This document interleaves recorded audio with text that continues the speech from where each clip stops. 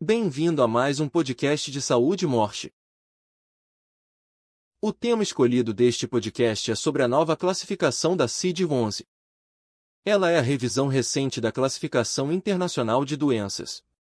Anteriormente, as edições saíam a cada década. No entanto, a CID-10 acabou se estendendo a partir de atualizações anuais. A nova versão se destaca pela adaptação a ferramentas digitais, além de conceitos contemporâneos para uma série de assuntos. Neste podcast, explico as principais mudanças, aplicações e exemplos de códigos da CID-11. Ao final, apresento os serviços de telemedicina que otimizam atividades diárias no consultório, clínica ou hospital. Sobre o que é CID-11. É a edição mais recente da Classificação Internacional de Doenças e Problemas Relacionados à Saúde. Trata-se de um compilado de condições de saúde publicado pela Organização Mundial da Saúde. Desde a primeira edição, criada em 1900, a classificação se propõe a padronizar a nomenclatura das doenças e agravos, atribuindo códigos específicos que podem ser empregados em diferentes países. As revisões anteriores eram finalizadas em intervalos de 10 anos. A exceção foi a CID-10, que vigorava desde 1989 e recebia atualizações a cada ano para evitar a obsolescência. Sobre quando entra em vigor a CID-11. A expectativa é que a nova classificação seja empregada nos sistemas de informação da vigilância a partir de 1º de janeiro de 2025.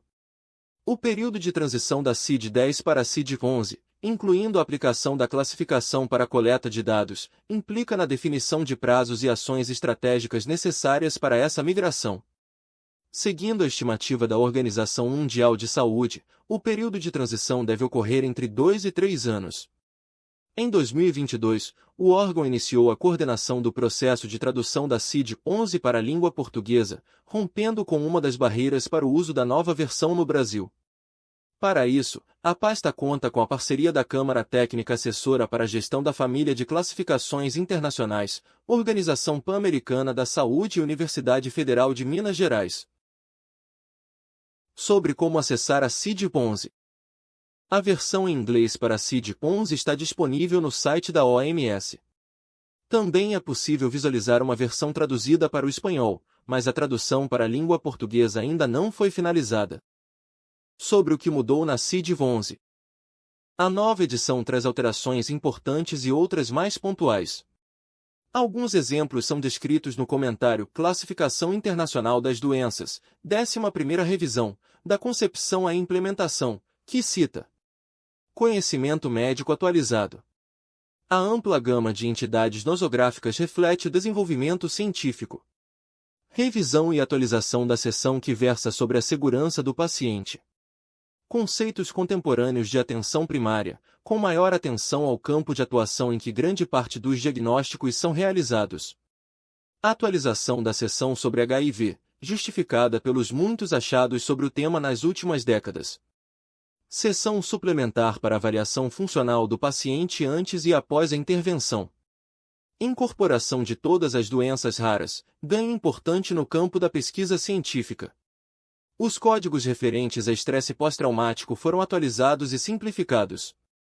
O novo capítulo 7 trata de distúrbios de sono-vigília, anteriormente apresentados nos capítulos sobre sistema respiratório, sistema nervoso ou saúde mental.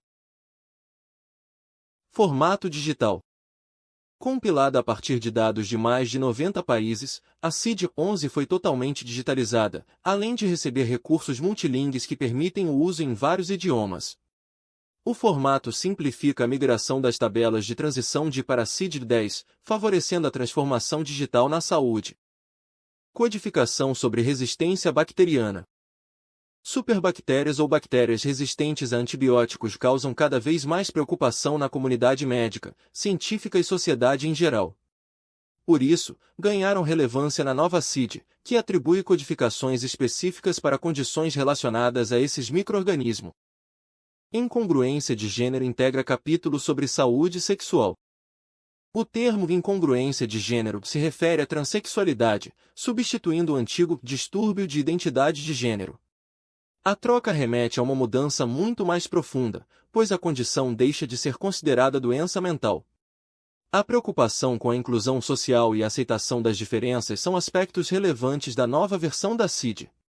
A codificação dessa condição por meio de pensamentos de cunho exclusivamente cultural, sem o devido embasamento científico, não seria possível. Novo capítulo sobre medicina tradicional. Práticas baseadas em teorias e experiências de diferentes culturas para a manutenção da saúde são empregadas por várias nações por todo o planeta. Contudo, elas não contavam com registros oficiais, o que dificultava seu monitoramento e até a identificação de maneira padronizada.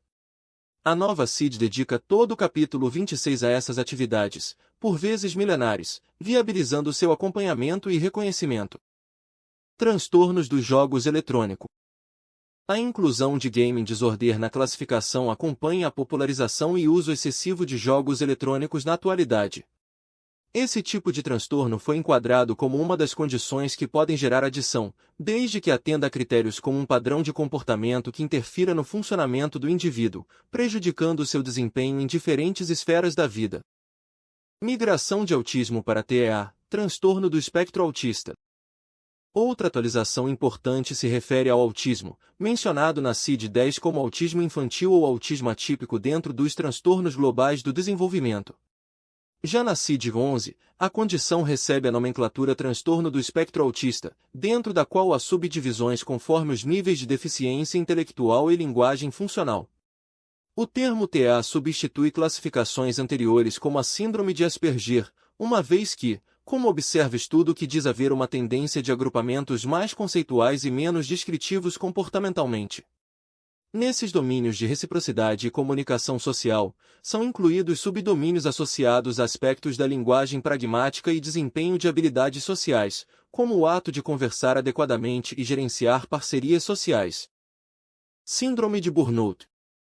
Doença ocupacional caracterizada pelo esgotamento mental, o burnout foi incluído no capítulo sobre fatores que influenciam o estado de saúde ou o contato com os serviços de saúde da CID-11.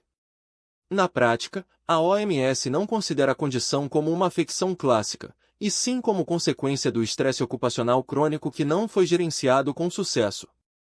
Ou seja, a síndrome de burnout deve ser considerada apenas dentro do contexto do trabalho, possuindo 3 dimensões: sentimentos de exaustão ou esgotamento de energia, aumento do distanciamento mental do próprio trabalho, ou sentimentos de negativismo ou cinismo relacionados ao próprio trabalho.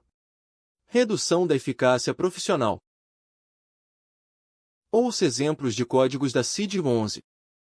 Antes de apresentar alguns códigos, vale pontuar que seu formato mudou. Na CID-10, a sequência é formada por 3 componentes, sendo o primeiro uma letra que designa o capítulo, seguida por 2 dígitos expressando o grupo e, depois, um número para designar a condição de saúde. Já na CID-11, a sequência começa com um número que representa o capítulo, seguido por 2 letras, ou uma letra e um número, que se referem ao grupo de afecções, e por fim, mais 2 numerais para identificar a condição. Para simplificar, ouça alguns códigos. 022 é 63, neoplasia melanoma in situ. 022 é 65, neoplasia de mama in situ. 055 a 11, diabetes mellitus tipo 2. O novo formato exige atualização de médicos e demais profissionais de saúde. Sobre para que serve a classificação internacional de doença. Ela serve como ferramenta estatística de saúde. Dessa forma, padroniza a nomenclatura de diferentes condições e permitindo seu acompanhamento em diversas partes do mundo.